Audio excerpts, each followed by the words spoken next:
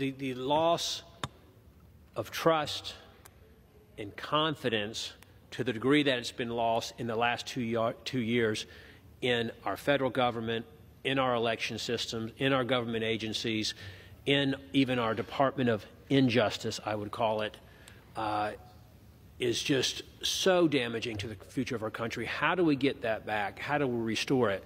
We start by not funding it, not funding those agencies, those bureaucracies that are perpetuating such harm on the American people. And you made the point earlier today so well that we talk about going back to pre-COVID spending at $4.4 trillion. Yeah.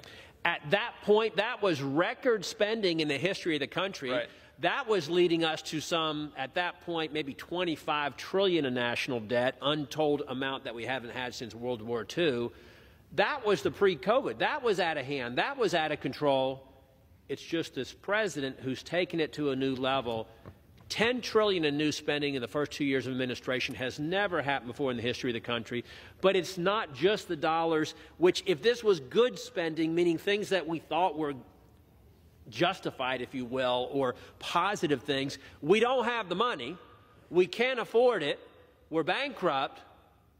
But worse than that, when we're spending money literally to make our military weaker, we're spending money literally to keep our border open to the Mexican crime cartels.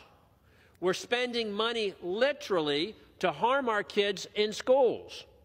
We're spending money literally to try to ruin the country. If you were setting out 2 years ago to try to ruin the country, what would you do differently than what this administration has done while borrowing the money to do it? Yeah, I asked earlier, if you set out over the last 2 or 3 decades to do a worse job than the leadership of this country in this chamber, the Senate, the bureaucracy, and the White House, could you imagine doing a worse job than over the last 3 decades? I mean, in truth, the amount of debt that has been accumulated, right? In 2003, when I was a baby staffer for a senator on the other side of this building, the national debt was about $6 trillion. We couldn't imagine it at that time. Right. And it's now $26 trillion more than that. And the president is patting himself on the back for saying, well, we're not going to increase the debt by $20 trillion. We're only going to increase it by $17 trillion over the next decade by taxing and regulating the American people into oblivion.